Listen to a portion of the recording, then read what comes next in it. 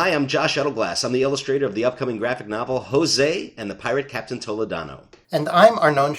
I'm the book's author. Arnon and I are back here today to offer another inside look at the creation of a page of our graphic novel. From the way the script is written, to how the page is laid out, to the penciling and inking and painting, all the way until when the page is actually finished. Specifically today, we're here to look at page 30. Page 30 is a very important page for us. It comes at a pivotal point in the story. José has been forced to flee from his home because of the Inquisition. He's just found out about his Jewish heritage. He feels lost. He flees to sea. He stows away on a pirate ship. So let's take a look at how I envisioned page 30 in an early draft of the script. The page starts with these two panels of José descending a ladder into a dark room and then sitting in a corner, kind of hiding on this pirate ship. So the first thing you might notice looking back at the script is that panels 1 and 2 on the original script for page 30 don't actually appear on page 30 at all. Arnon and I decided to move those back to page 29 to give more room on page 30 for all the other events that we wanted to get into this page. Panel 3, the one I marked Revisit, that's a big multi-section panel.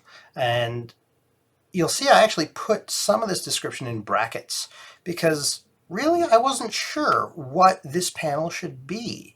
I knew, and you see from the bottom here, I wrote, the idea here is to suggest that the Lachish is at sea for many days and nights. I had one idea of how to do it, but wasn't sure if that was quite the way to go. In my initial designs for this page, I wondered if we couldn't combine what Arnon had described in his script for panel 3 and panel 4 together into one panel. Arnon's description of panel 3 was all about depicting the passage of time, to convey to the reader that José has been hiding on this pirate ship for quite some time. And then panel 4 was going to be a panel showing heads from José's past of characters that we'd met up to that point in the graphic novel, repeating some key points. The idea that these are all memories and ideas and thoughts that are swirling around José's head. Now, I'd originally thought that it'd be possible to convey all those ideas in one panel. That we'd have this big panel that would be the centerpiece of the page. We'd see these heads from José's memories floating around his head. And I thought that we could convey both senses at the same time. That a lot of time has passed while José is sort of lost and trapped in these memories. But to me, that wasn't enough. I really wanted to feel the passage of time on that page. After a lot of back and forth between Arnon and I was swayed by Arnon's opinion that we needed a little something else to really nail home for the reader that a lot of time had passed. This wasn't just one, troubled morning that José was spending on the ship, but that actually been there from quite some time. So on a separate page, that's when I came up with this idea for the top of the page, that we'd have all these little panels here showing a lot of different weather and scenes, giving the idea that many days had passed.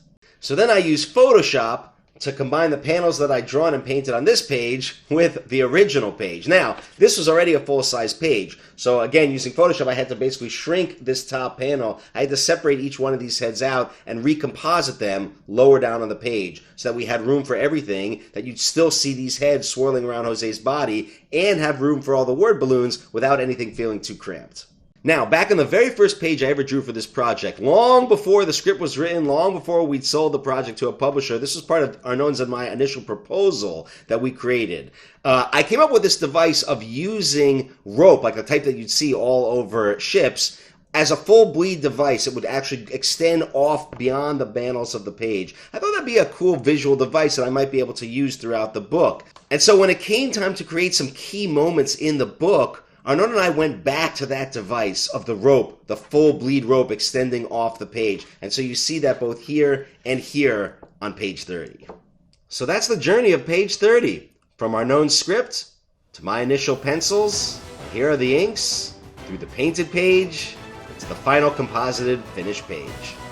Thanks for watching! José and the Pirate Captain Toledano is available for pre-order now on Amazon, and it'll be available everywhere books are sold on May 1st.